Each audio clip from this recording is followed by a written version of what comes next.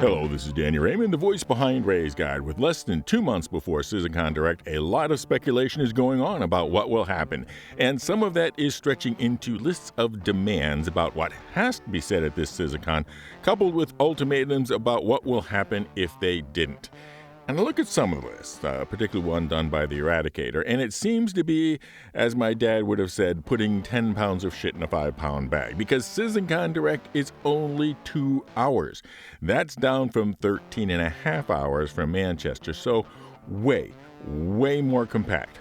However, Jared did get a bit wishy-washy about that. There's a smaller, approximately 2-hour show. And on behalf of every other person who has a Citizencon watch party plan, if this is going to go long, give us a heads up as to how long, as soon as possible.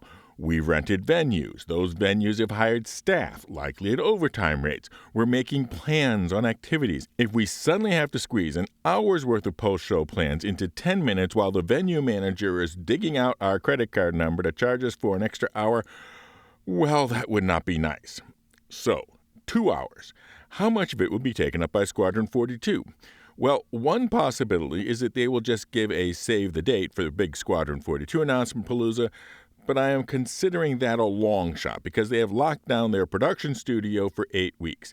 And that means to me that they are making appearance changes that they can't let anybody see. And the main thing that they wouldn't want anybody to see would be a bunch of Squadron 42 themed add-ons. The other extreme would be to have the Citizencon Direct be entirely devoted to Squadron 42, and that would be a really bad idea, because there are a lot of folks who are only interested in the persistent universe.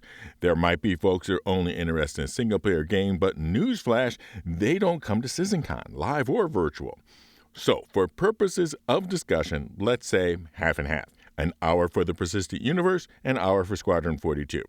So one has to wonder, is Citizencon Direct destined to disappoint?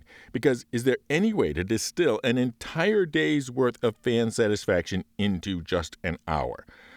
Well, if you can't be satisfied without a big vendor area and nearly life-size Hornet to walk around, well, then I guess to admit it's not going to happen. If you can't be satisfied without sharing the experience with fellow fans, well, that's why folks like me are assembling watch parties and why I've plopped down a significant pile of smackaroos to rent an entire staffed bar for 4 hours. But as for the presentations themselves, can you provide a day's worth of fan satisfaction in an hour? I believe you can if you approach the editing with that as the goal. So what is the unit particle of fan satisfaction? If atoms have protons, electrons, and neutrons, then fan satisfaction must have the phanton. So if you're going to try to provide a whole day's worth of fan satisfaction in an hour, you have to have the maximum phantons per second, because you only have 3,600 seconds total. If you look at a typical Citizencon presentation, most of the seconds are in fact very low FPS, low single-digit FPS in many cases. Title sequences, people walking on stage, people saying what their job title is and responsibilities are, background and context, all of those are low FPS.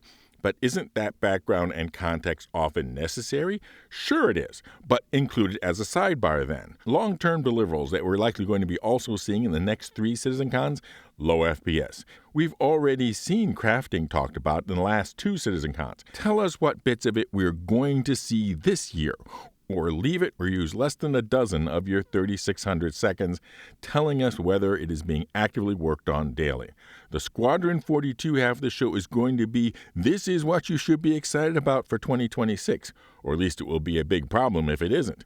So the persistent universe half should also be tightly focused on what to be excited about seeing in 2026.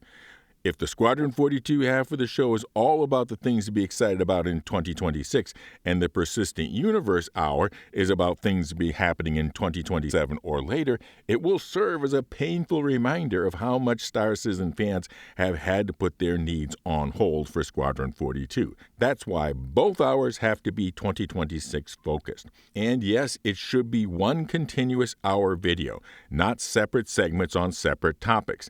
The seconds to introduce and wrap up a video are all low FPS. They're like the time spent entering and exiting the seats of a roller coaster. Necessary, yes, but once the ride is moving, they aren't going to stop it in the middle, say, okay, in this next segment, we're going to go down a steep dive and then a corkscrew loop and a hard turn to the left. No, the coaster just keeps on moving, and so should the presentation.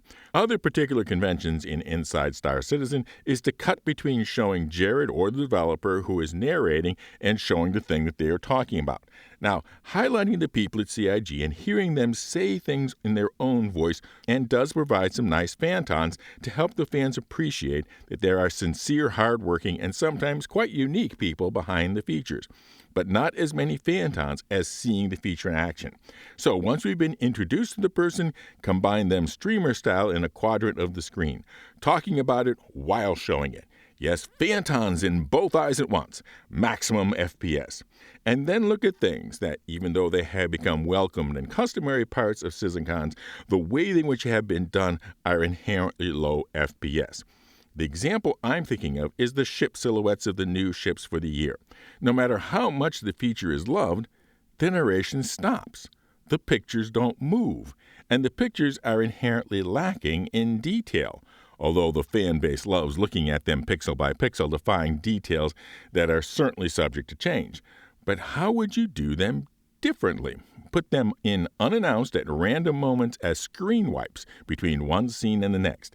That adds the extra FPS of surprise and keeps the audience watching the whole video with greater excitement and anticipation for when the next one might happen. But wouldn't folks get frustrated at not having enough seconds to see the images to find those imagined insights?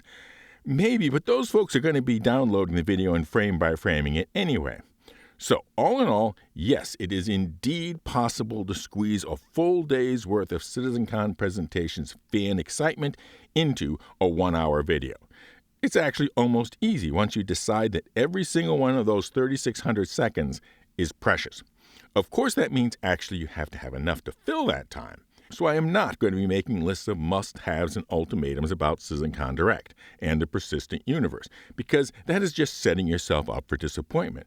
But neither am I resigning myself to the fact that a 2-hour Citizencon has to be a wimpy one, because remember, there were a bunch of features that came from Squadron to the PU when it became feature complete. But there were also some that were teased but not delivered, because I presume they needed that polish first. Off the top of my head, I can think of the shackles being used for bounty hunting, version 2, the personal scanner system, and better AI for NPCs that might become part of passenger transport and NPC crew. So I am looking forward to Citizencon Direct in 8 weeks. Remember, there are also watch parties. There's a bunch all over the world. And if you are in Southern California, I hope you can see it with me at the Raise Guys Citizencon Direct Watch Party in Bar Citizen in Long Beach. There's just one more day to still pick up single tickets at the pre-sales price, so hurry and get your tickets before they go full price after Labor Day. Apart from the company of fellow backers, expect witty repartee activities and prizes from CIG and myself. It'll be a really cool experience, and at 2 hours, it won't hurt your butt on a bar stool. Plus, we have our regular Grow the Channel ship giveaways, the first of which is for the winner's choice of either the Arasta or Banu Mitcherman that I will be drawing during Citizencon, and the second during the IAE week for the Starlancer Max. One entry per video for those members are entered automatically. Everyone else subscribe and comment with the secret word. And the secret word for this video is what FPS stood for in this video. Fly safe, keep it real, and I'll see you in the verse. This is Daniel Raymond with Raise Guys.